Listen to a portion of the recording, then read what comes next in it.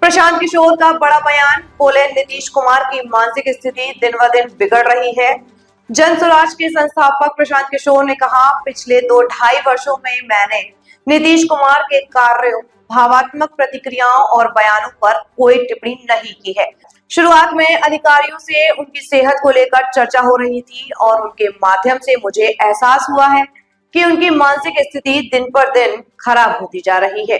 देखिए, नीतीश जी की जो हरकत है या जो उनकी भाव भंगिमा है, जो उनके वक्तव्य हैं, इसको लेकर मैं ज्यादातर पिछले 2-2.5 साल में मैंने कोई वक्तव्य दिया नहीं। सबसे पहले नीतीश जी के स्वास्थ्य को लेकर टीका टिप्पणी उन्हीं के सहयोगी भाजपा के सुशील कुमार मोदी जी ने शुरू की। नवंबर 2023 में पहली बार सुशील मोदी जी ने कहा कि लगता है कि नीतीश जी गंभीर मानसिक रोग से पीड़ित है। उसके बाद से बिहार के करीब सभी नेताओं ने उनके स्वास्थ्य पर टीका टिप्पणी की है। मैंने कभी टिप्पणी नहीं की थी जनवरी तक, लेकिन जनवरी में जब बीपीएससी का आंदोलन चल रहा था, अधिकारियों से या व्यवस्था से हम लोग की बातचीत चल रही थी, तब मुझे इस बात का अधिकारियों के माध्यम से भी फिर से ज्ञान हुआ, समझ आई कि नीतीश जी की मानसिक हालत दिनों दिन इतनी खराब हो गई है कि उनको ज्यादातर विषयों की समझ ही नहीं है, कोई उनको पता ही नहीं चल रहा है कि राज्य में हो क्या रहा है। तब मैंने ये कहा है कि बिहार में अगर कोई सिपाही भी नियुक्त होता है तो उसका मेडिकल जांच होता है। कोई भी नौकरी, अगर आप पत्रकार हैं, अगर आप मानसिक तौर पे स्वस्थ नहीं है तो आपको पत्रकारिता की अनुमति नहीं दी जाएगी। ऐसा कैसे है कि 13 करोड़ लोगों के राज्य के मुख्यमंत्री, उनके मानसिक स्वास्थ्य की स्थिति को लेकर रोज चर्चा टिप्पणी हो रही है और सरकार की ओर से कोई वक्तव्य नहीं है। सरकार ने उसका कोई संज्ञान नहीं लिया।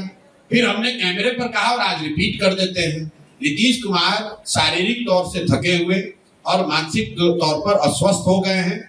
और अगर इसका प्रमाण आपको जानना है तो खाली आप खड़े होकर नीतीश कुमार जी से उनके मंत्री परिषद के सदस्यों का नाम पूछ लीजिए। नीतीश कुमार की मानसिक हालत आज ये है कि वो अपने मंत्री परिषद के साथी मंत्रियों का नाम तक नहीं जानते हैं, नहीं याद है उनको, और उनके भरोसे 13 करोड़ लोगों का जीवन छोड़ा हुआ है। तो नीतीश कुमार जी की तो गलती है ही, उन्हें इस्तीफा देना चाहिए क्योंकि वो स्वस्थ नहीं है। लेकिन उससे भी बड़ा दोष उनके सहयोगी दल भाजपा का है, क्योंकि ये नहीं संभव है कि देश के प्रधानमंत्री और गृह मंत्री को ये पता नहीं है कि मुख्यमंत्री नीतीश कुमार की मानसिक हालत या उनकी स्वास्थ्य की स्थिति क्या है।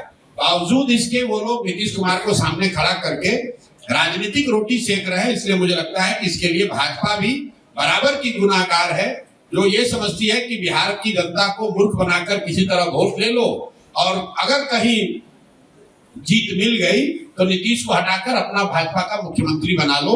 ये उनकी रणनीति है। इसलिए मुझे लगता है कि नीतीश जी तो बीमार है ही, लेकिन उस बीमार व्यक्ति को जनता के ऊपर थोप के रखना, मुख्यमंत्री बनाए रखना, इसका ये जो गुनाह है ये भाजपा कर रही है और भाजपा के लोगों को इसका जवाब देना चाहिए।